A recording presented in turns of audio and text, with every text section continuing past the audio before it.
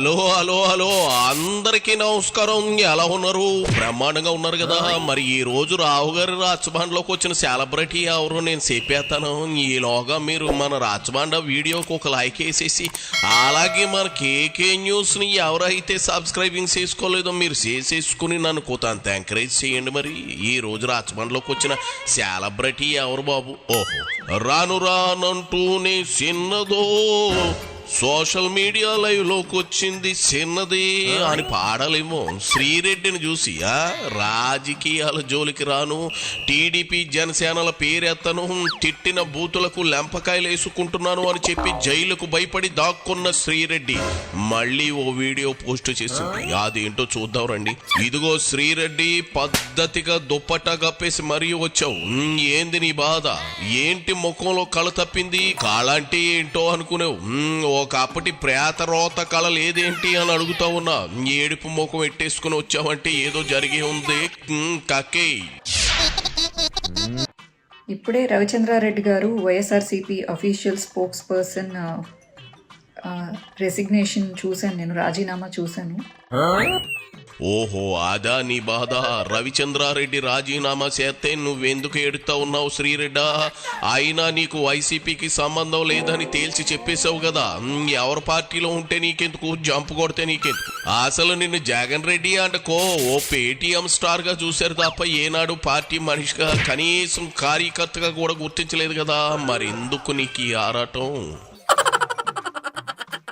ఎందుకు చేశారు, అసలు మీ ప్రాబ్లమ్స్ ఏంటి, ఎందుకు అలా జరిగింది అని అడిగేంత అర్హత కానీ హక్కు కానీ లేకపోతే పార్టీలో నాకు స్థానం కానీ లేదు. కానీ కానీలు అనాలు అంటావు సాగదీకు. నీకు స్థానమే లేని చోట నీ బోడి పెత్తనం ఏంటంట?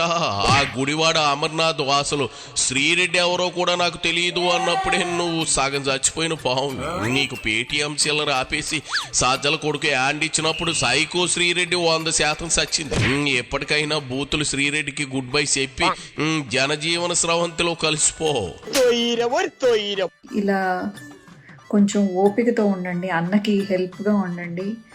మా అందరికీ ఏ గుర్తింపు లేకపోయినా కానీ మేము వెనకాలండి ఉడతా సాయంగా చేయాల్సిందంతా చేస్తున్నాం. కానీ ఇప్పుడు ఎంతోమంది పార్టీని నమ్ముకుని, ఎంతోమంది మళ్ళీ ధైర్యం కూడగట్టుకుని పార్టీకి సపోర్ట్ చేస్తున్నారు. ఇలాంటి టైంలో పార్టీని కొంతమంది వదిలి వెళ్ళిపోతుంటే మళ్ళీ వీళ్ళందరికీ ఒక లైక్ ఎంకరేజ్మెంట్ తగ్గినట్టు అనిపిస్తూ ఉంటుంది. కందకలేని దురద కత్తిపేటకి ఎందుకు శ్రీరెడ్డా? నీకు కూడా బోర్గాడికి ఇచ్చిన ట్రీట్మెంట్ ఇప్పిస్తేనే గానీ మాట ఈ నెలలేవుగా. నీ బాసే పార్టీని గాలికి వదిలేసి జాలీగా లండన్ టూర్లో కులుకుతున్నాడు. నువ్వు తలకాయ కూర మేక కాళ్ళ పాయ వండుకుంటూ వీడియోలు చేసుకోక నీకెందుకు వైసీపీ గురించి అంత ఆరాటం? దేనికైనా అతి మంచిది కాదు, అతి చేస్తే ఏమవుతుందో నీకు నేను కొత్తగా చెప్పాలా?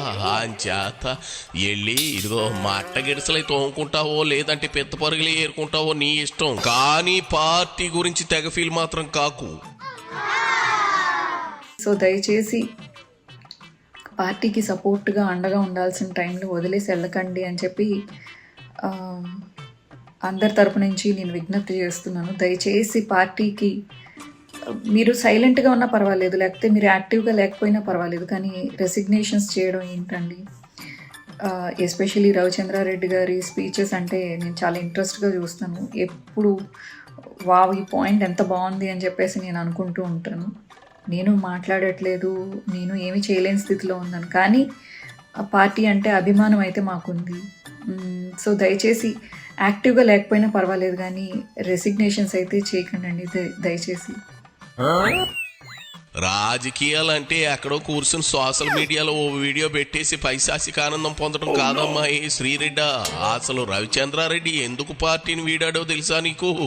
వై నాట్ 175 అన్న మీ బాసు తెలివితేటలకు విసిగి 11 సీట్లు వచ్చిన ఆ కోటరీ వదిలి రాలేకపోతున్న జగన్ రెడ్డి చేతగాని తనం చూసి ఆ సజ్జల పెదిరెడ్డి శివరెడ్డిలు ఇంకా జగన్ ఏమార్చుతుంటే చూడలేక బయటకు వచ్చాడు. ఈ మాట నేను చెప్పడం కాదు, ఆయనే స్వయంగా చెప్పుకొచ్చాడు.